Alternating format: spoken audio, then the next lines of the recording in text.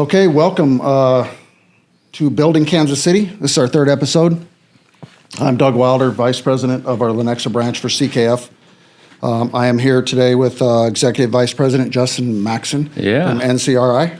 How I like to really open these up, because I'm always curious, I figure our listeners are too, that little history of your career path and then how you got involved with the company. Yeah, that's going to be a good one. So, I started with NCRI, which NCRI stands for National Catastrophe Restoration Incorporated. So we're a full-service restoration reconstruction contractor, and we help commercial clients and some residential clients here in the Kansas City area recover after man-made or natural disasters. So fire, wind, water, smoke, mold, earthquake, hurricane, tornadoes, everything in between and outside that box. My career started with NCRI full-time out of college. So I've been doing this full-time for 13 years. Prior to that, however, it started probably when I was about 8, and I was able to sit on the lap of somebody on a forklift and be in the warehouse. So NCRI, as large as we are, helping Fortune 100 and Fortune 500 companies across the country, we're also a family-owned and operated entity and started right here in Kansas. Nice. Well, and now I noticed it's women-owned. Is that correct? It is, yeah. My grandmother owns the majority That's awesome. of the company. That's right. And she's still involved? Is she still with us? Yeah, so they're in their 80s today, and both of them work 50, 60-hour weeks. They are extremely healthy. You wouldn't know that they're 80 years old. A lot of people think that they're still in their 60s.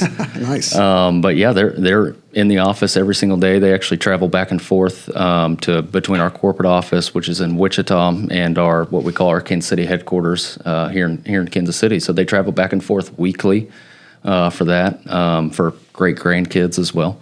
So what was the genesis of her starting the company? Was it just the need? Yeah, so it actually really from my grandfather. So which honestly, this is a great time to have kind of this American dream story. I think that there's going to be a revival soon of the American dream. And so this is kind of the epitome of what the American dream used to be. And it was really with my grandfather. Of course, my grandmother's been involved since day one as well, but my grandfather was working 3 or 4 jobs at that time. He was building aircrafts in Boeing. He was a canine officer. He had a hostess route in the mornings where he was dropping off, little Debbie's and hostess snacks to all the gas stations. And then on the weekends, he was helping his cousin clean carpets.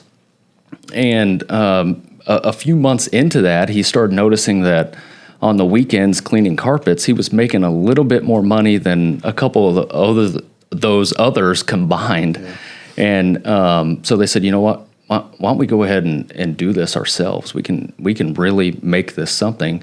And so out of the spare bedroom in their home, they started Nick's Carpet Cleaning. Nice. And that's what it became. And that was 53 years ago is when that started.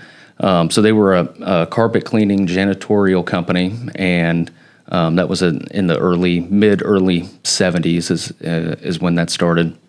And, of course, over time, as some of their clientele needed help with, additional items, right? Potentially some water damage. And keep in mind, too, 70s, 80s, late 80s, what we know today of insurance restoration, remediation, was not anywhere close in that time, right? Quite a lot different. Yeah, it was very different, very different. And so when some of these, apartment complexes and some of these homeowners would have a situation like that, they would call my grandfather, and we kind of still have this same principle today, and never say no, right? Always say yes, and we'll figure out how to make it happen. Yeah. We'll figure out how to help.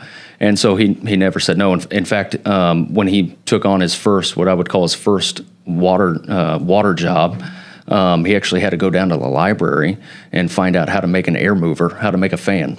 And so he built out of necessity, and because obviously wasn't able to afford, right, their first pieces of equipment, he actually built his first air mover. Oh, nice. Which we still have today in our corporate office in the warehouse.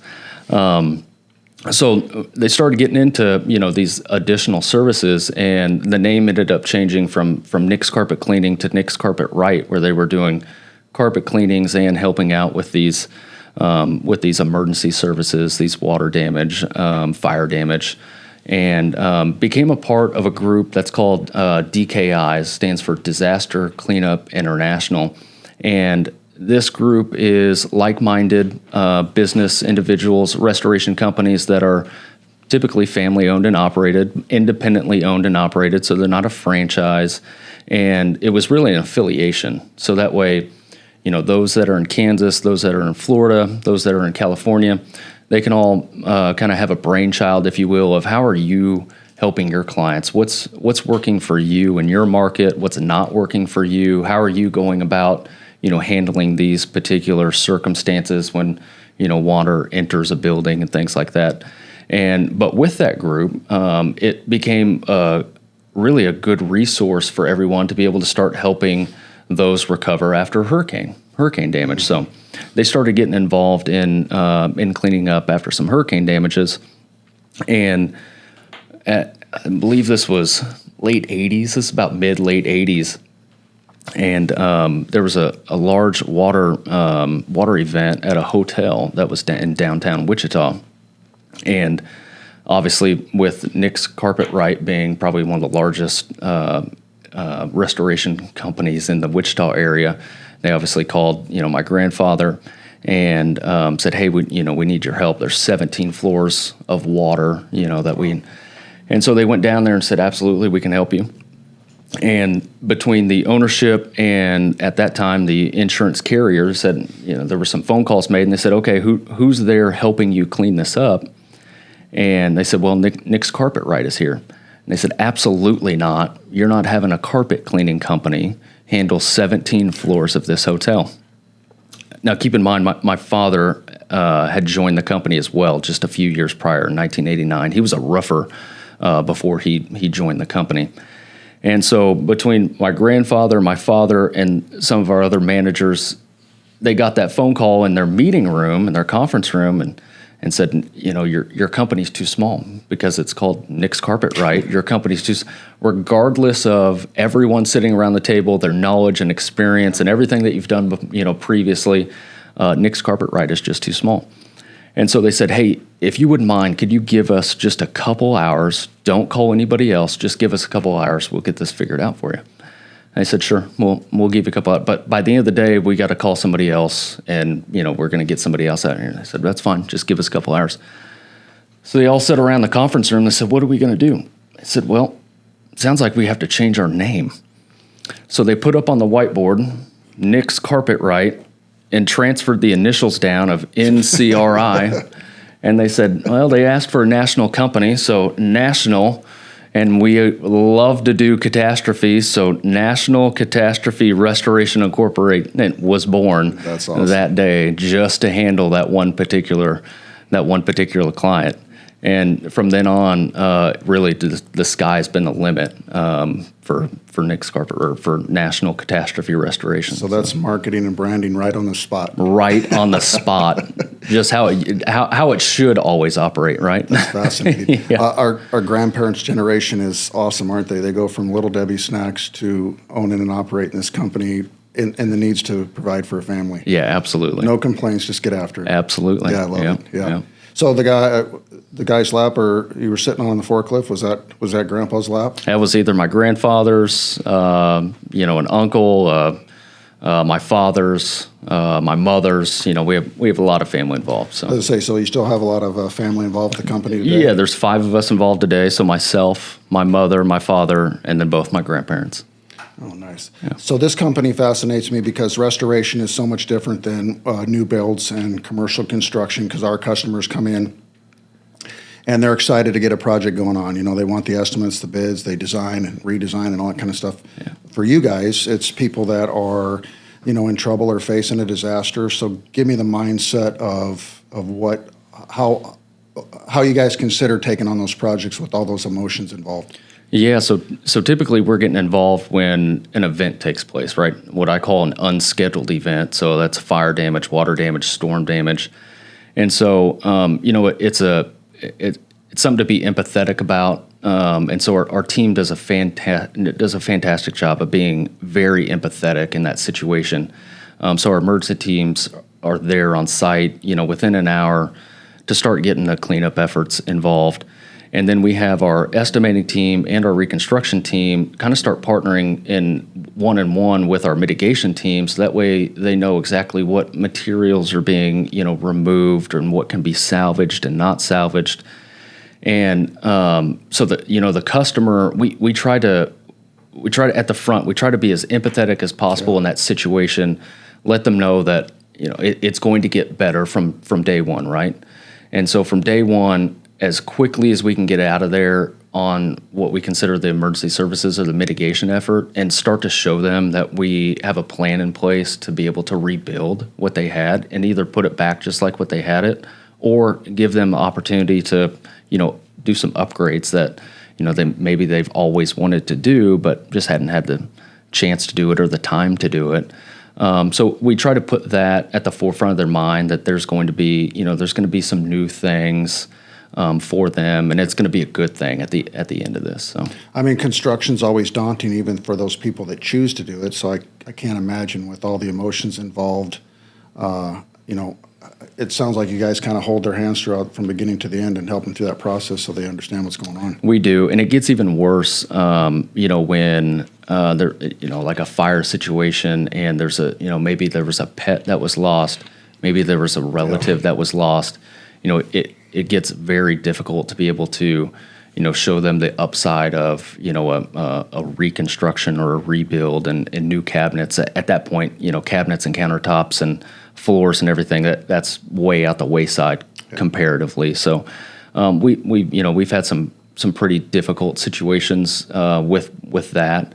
But again, it's all, thanks to our team. We have some of the best people, not only in the city, but honestly in the country, that really care about the individuals and the customers and what their needs are, and caring for their home. So there had to have been some growth for that, right? With in the very beginning, with handling people with all those emotions, and maybe speak to some of that growth, maybe some of those meetings, what's improved, how you've handled things differently. Yeah, I'd love to say it's been a seamless, right? It's been seamless. We have everything figured out. No, we've come a long way. Certainly, technology plays a big part in everybody's company.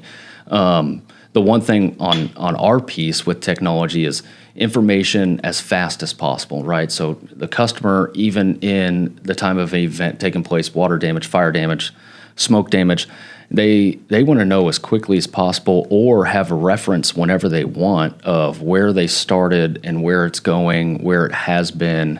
And so, we've implemented some software pieces to be able to have the customer have a snapshot on a daily basis of where they started, where they're going, and where they've been. So yeah, that's nice. Yeah. Well, with the Midwest, obviously tornadoes are a big deal. So the larger disasters and catastrophes, how do you handle those different than obviously somebody that a pipe burst in their kitchen sink? Yeah, for us, we do something a little different for what we call known events, right? So tornadoes are just a little different than hurricanes, but a tornado, there's at least some warnings, prior to. So if there's known events that are going to take place in an area where any of our clients have, potential risk locations, properties in that area, we're actually going to have our national teams, what we call pre-stage, for those events. And so that way we're Johnny on the spot. We're right there. And that's anything outside of, the thousands of vendors and affiliates that we have, at our disposal today. But we'll always have a full-time NCRI project manager, national team involved in that area.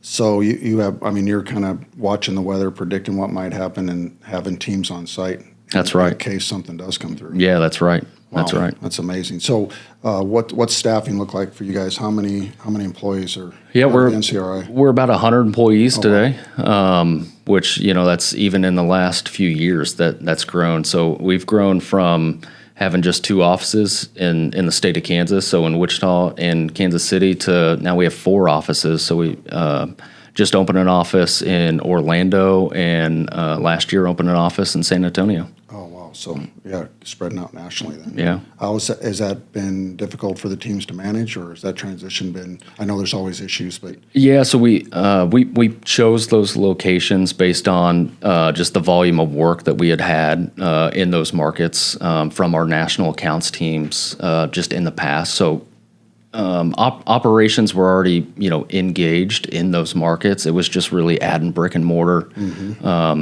In a little bit more physical location. So you're saying you already had teams in those locations, just this was time to put up some offices and that's right. generate out of there. Yeah, that's right. So obviously 80s, mold was around for sure, but it wasn't like it is today.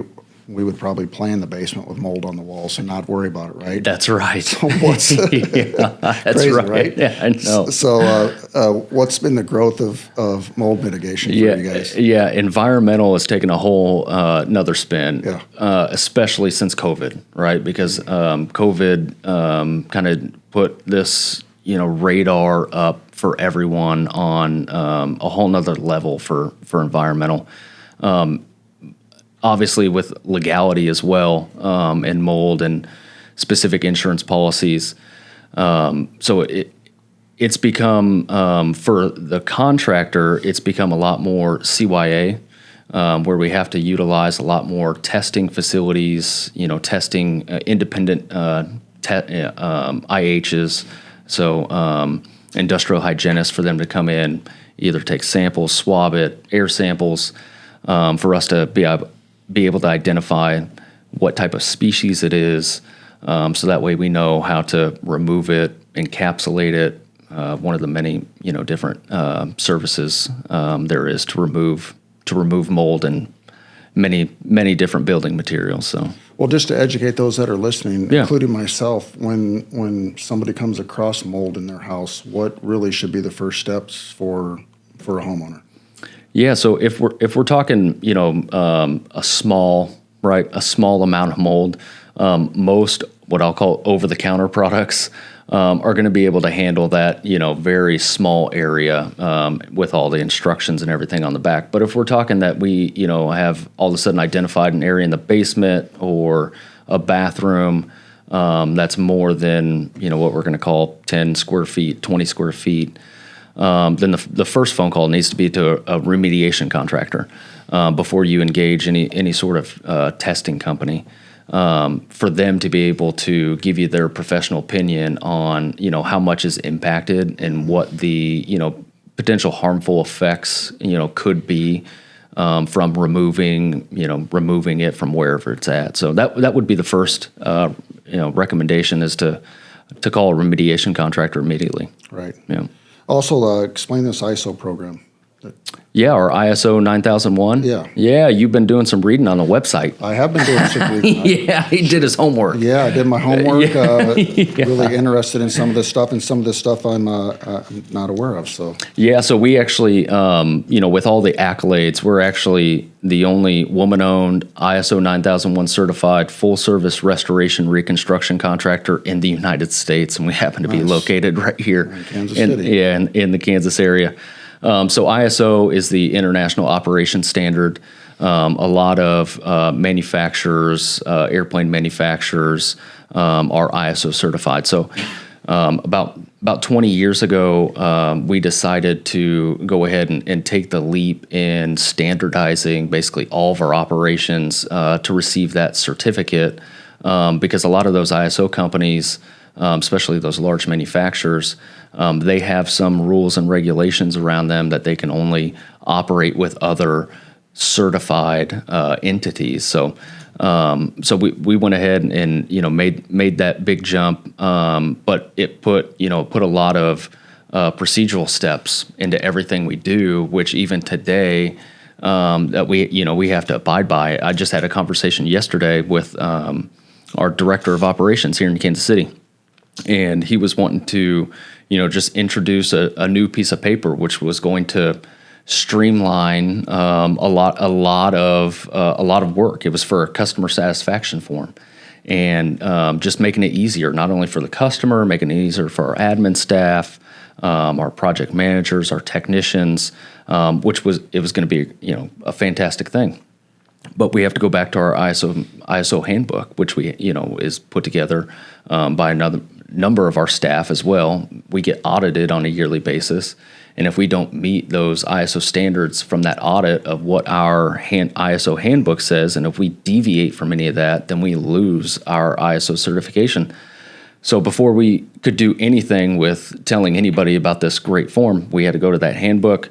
Come to find out, the standard that we have will not allow us to put that form in Gage. So we kind of have to come up with, some other creative steps to be able to, make that one process a little bit more efficient. So I don't want anybody to think that it hinders you by any means, but because it puts a very finite rule set in place, it's good, really good at the end of the day for the customer, because they know that we absolutely have to operate on standard procedures, no matter if it's a $1,000 job or a $1 million job.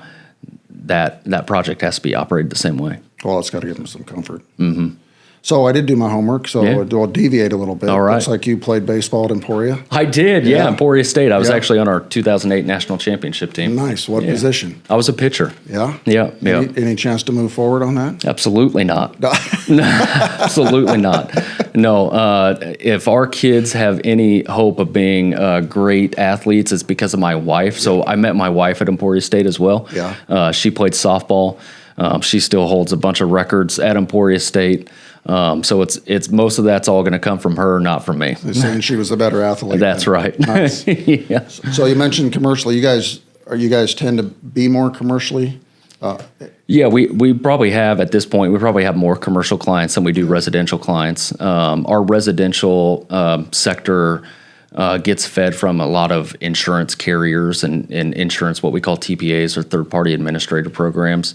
So our teams aren't necessarily going door to door for individual homeowners. So we're really a strategic partner of insurance carriers in that aspect. Well, I've been involved in some restoration, obviously, with the residential side. What's the commercial side look like? What other than this 17 floors your grandfather started with? Yeah. So on the commercial side, what we like to do and prefer to do is go in prior to an event taking place, and we put together what we call a pre-event agreement. And really, it's a handshake on paper. It doesn't cost any money, which is a little different than all of our competitors across the country. A lot of folks like to charge for those to be Johnny on the spot. They want a little penny for that.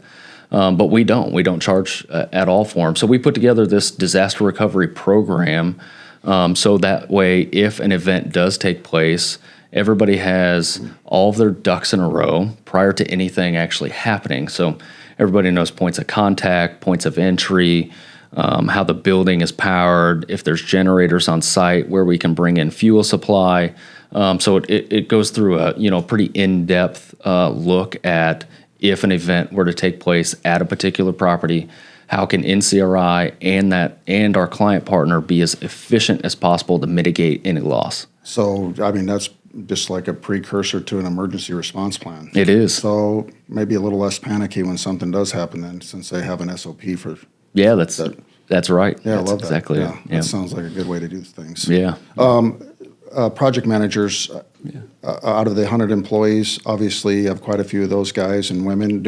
Maybe talk about their position and their roles and maybe their experience. Yeah. So our project management staff kind of ranges across, I would say, three different. So we have our national project managers. Some of those folks are on the road 300 plus days a year, and they could be in Maine on Tuesday. They could be in Texas on Thursday. Just depending on which account, which client is needing help. And then we have our local project managers who help on either the commercial or the residential side. And then we have project managers within our emergency services mitigation teams as well. Awesome. So those guys, I was looking at your website with the app. Is that something your customers use to roll the project? Our disaster recovery app. Yeah. So if we onboard somebody as an actual client partner and we start putting together that disaster recovery program for them, then we give them access to that application. They can log in, their facility manager can log in, their property manager can log in, and everybody has the same information for that particular property or series of properties that they may manage, for all of us to be able to efficiently respond in the time of event.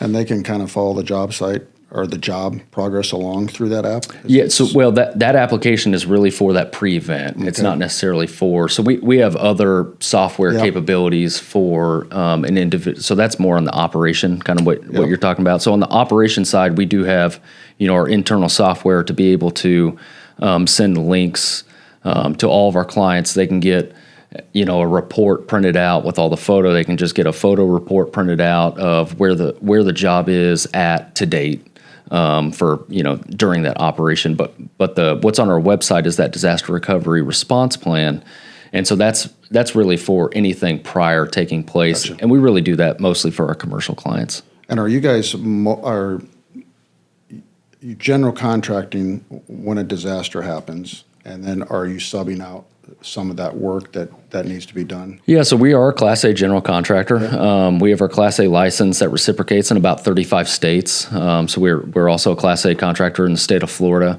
So we have our Class A license mostly in case, let's say in Florida, we're working on a high rise and our client happens to be just on floor 42 through 45.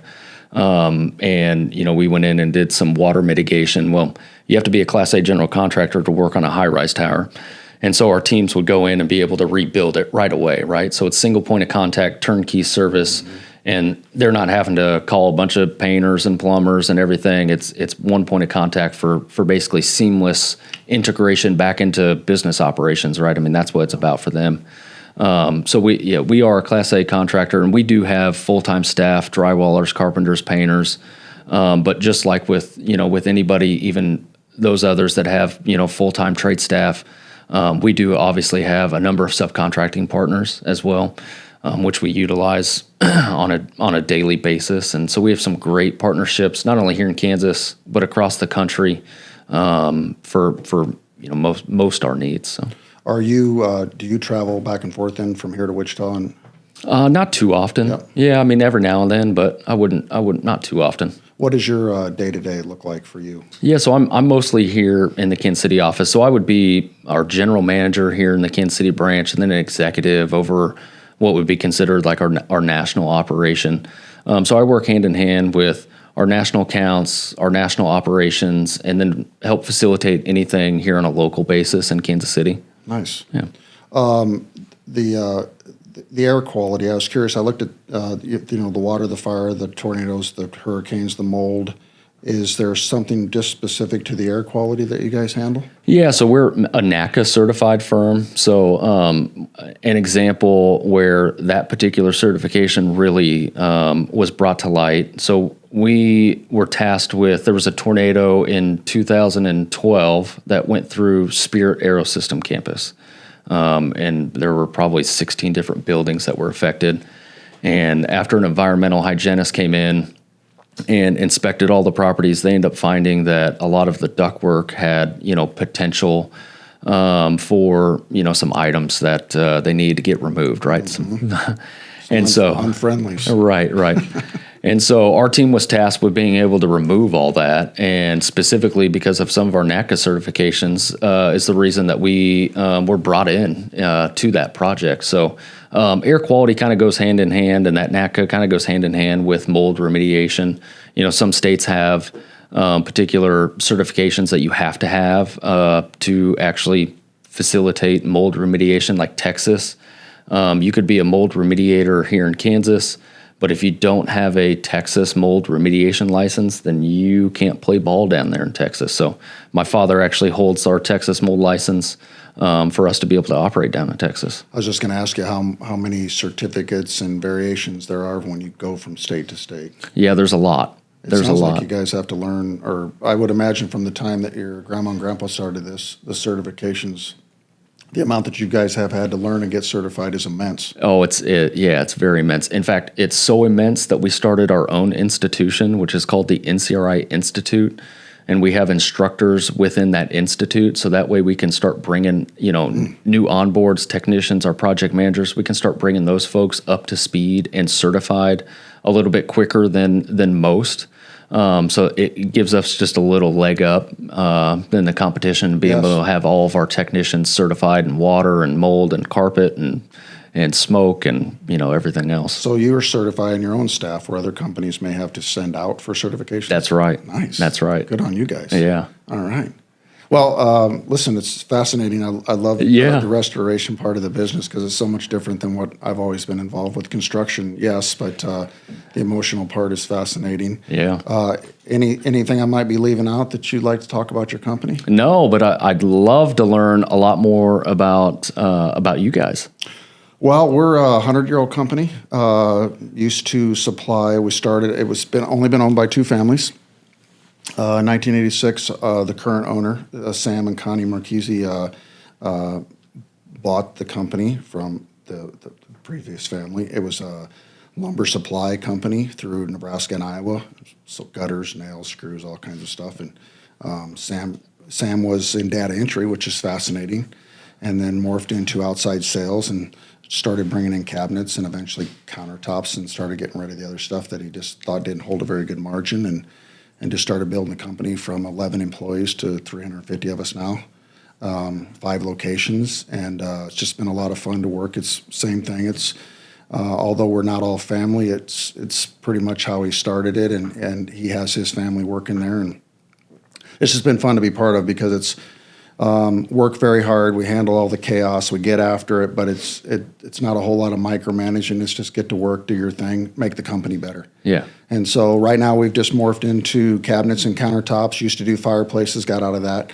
and so now we're just strictly focused on the cabinets and the countertops. And so we moved down here in 2019 and just trying to get into this market. And it's been fun for me because I grew up in Omaha and started working for them as a subcontractor in '96, and then came aboard in 2008.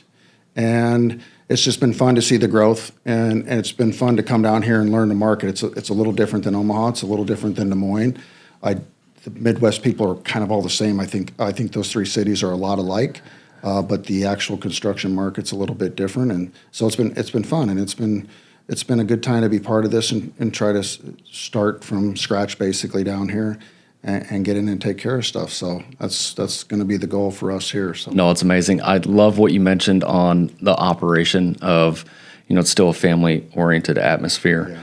And that's something that, a lot of our clients end up, after they come on board and they experience, a project with us, they end up saying to us as well, is that they can really tell that all of our employees, no matter who it was, right, that every single one of them actually care about what they're doing, that they're happy to be at work every single day, and that they can tell that they legitimately enjoy their job, which separates, companies like you, companies like us. We don't have a venture capital investment bank down our throat every quarter. Why haven't you hit this number?